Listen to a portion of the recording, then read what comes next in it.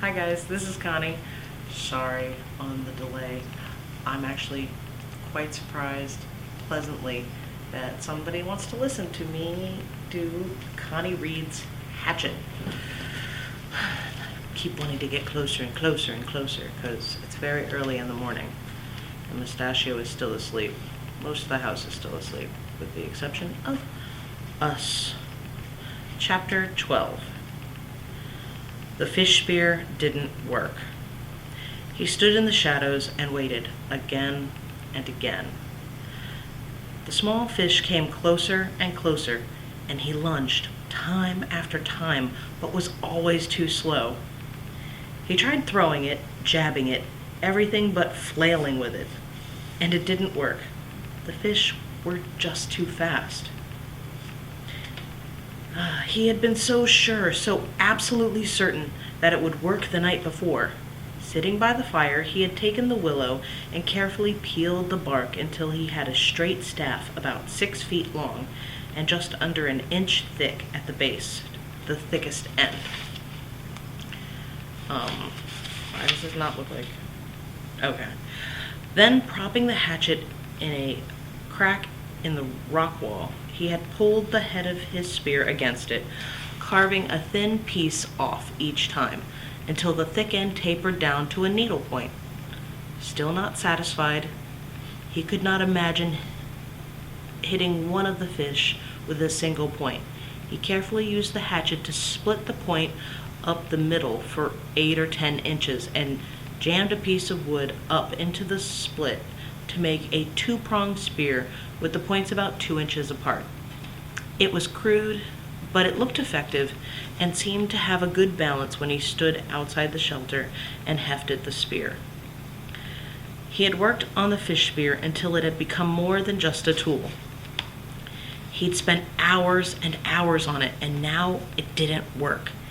He moved into the shallows and stood, and the fish came to him. Just as before, they swarmed around his legs, some of them almost 6 inches long, but no matter how he tried, they were too fast. At first he tried throwing it, but that had no chance. As soon as he brought his arm back, well before he threw, the movement frightened them. Next, he tried lunging at them, having the spear ready just above the water and thrusting with it. Finally, he actually put the spear in the water and waited until the fish were right in front of it. But still, somehow, he telegraphed his motion before he thrust, and they saw it and flashed away.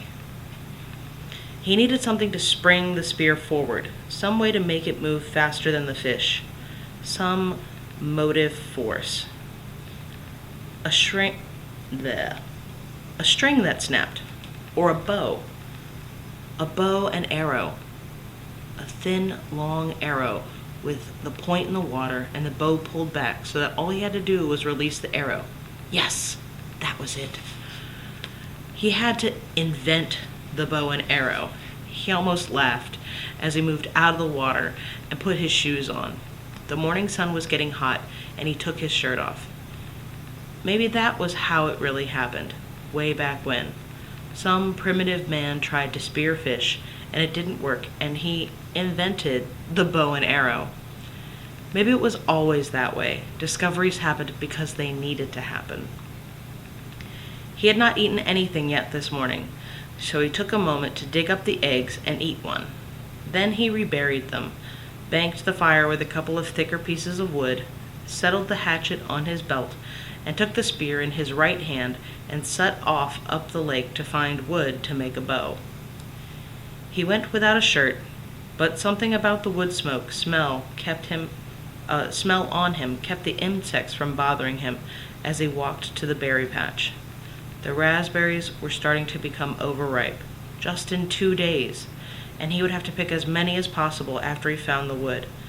But he didn't take the time now to pick a few and eat. But he did take a little time now to pick a few and eat them.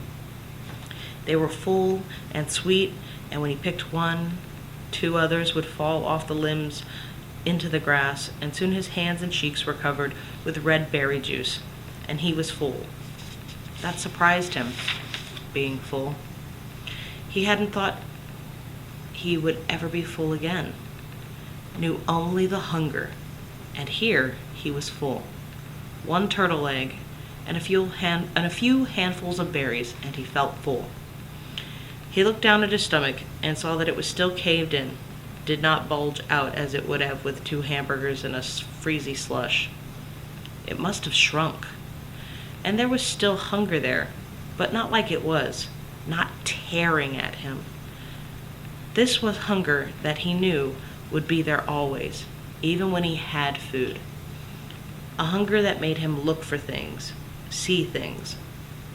A hunger to make him hunt. He swung his eyes across the berries to make sure the bear wasn't there, at his back. Then he moved down to the lake.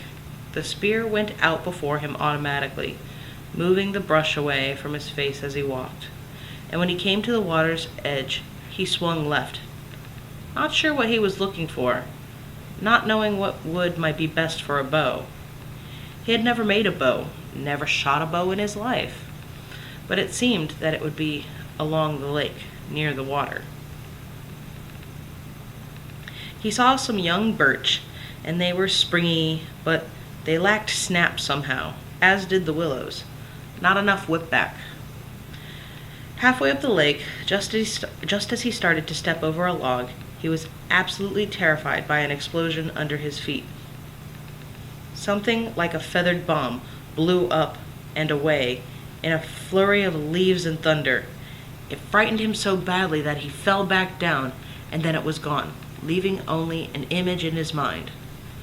A bird. It had been about the size of a very small chicken, only with a fan tail and stubby wings that slammed against its body and made a loud noise. Noise there and gone. He got up and brushed himself off. The bird had been speckled brown and gray, and it must not be very smart because Brian's foot had been nearly on it before it flew. Half a second more, and he would have stepped on it. And caught it, he thought, and eaten it. He might be able to catch one, or spear one. Maybe, he thought, maybe it tasted like chicken.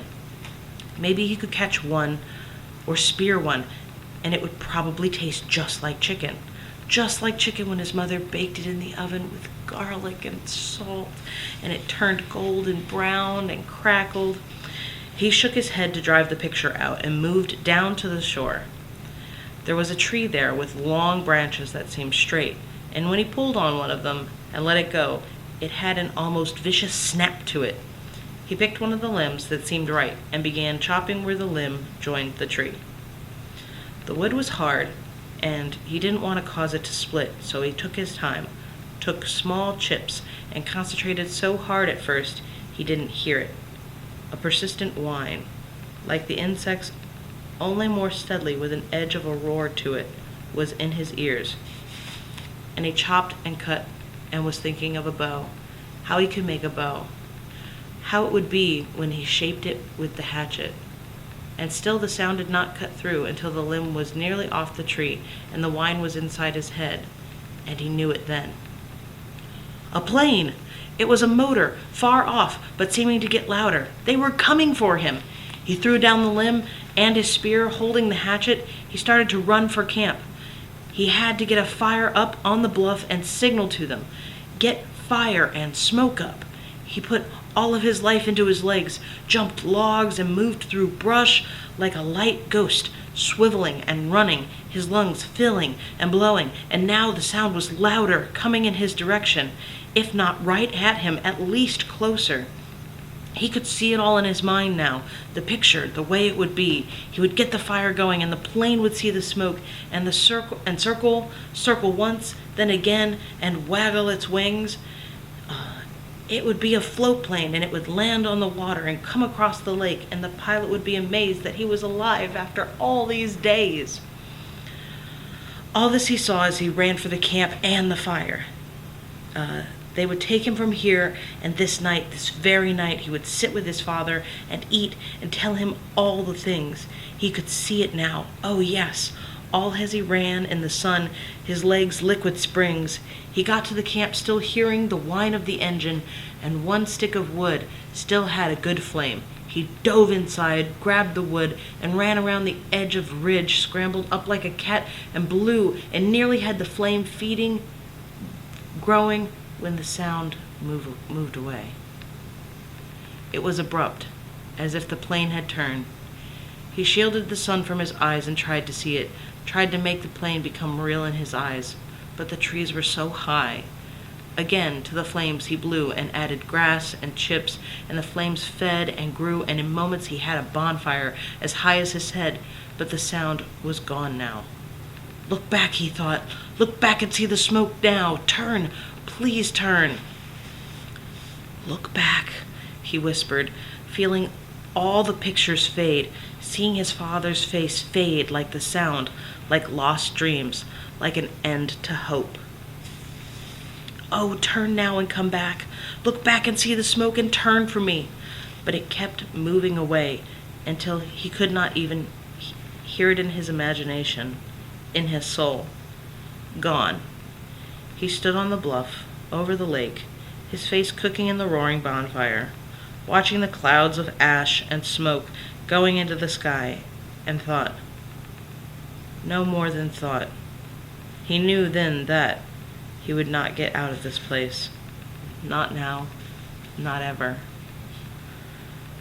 That had been a search plane. He was sure of it. That must have been them. And they had come as far off the side of the flight plan as they thought they would have to come, and then turned back. They did not see his smoke, did not hear the cry from his mind. They would not return. He would never leave now. Never get out of here. He went down to his knees and felt the tears start, cutting through the smoke and ash on his face, silently falling onto the stone. Gone, he thought finally. It was all gone. All silly and gone. No bows, no spears or fish or berries. It was all silly anyway, all just a game. He could do all day, but not forever. He could not make it if they didn't come for him someday. He could not play the game without hope. Couldn't play the game without a dream. They had taken it all away from him now. They had turned away from him, and there was nothing for him now. The plane gone, his family gone, all of it gone. They would not come. He was alone, and there was nothing for him. That ended on a sad note. Chapter 13 next. Be careful with that and enjoy, please, and thank you.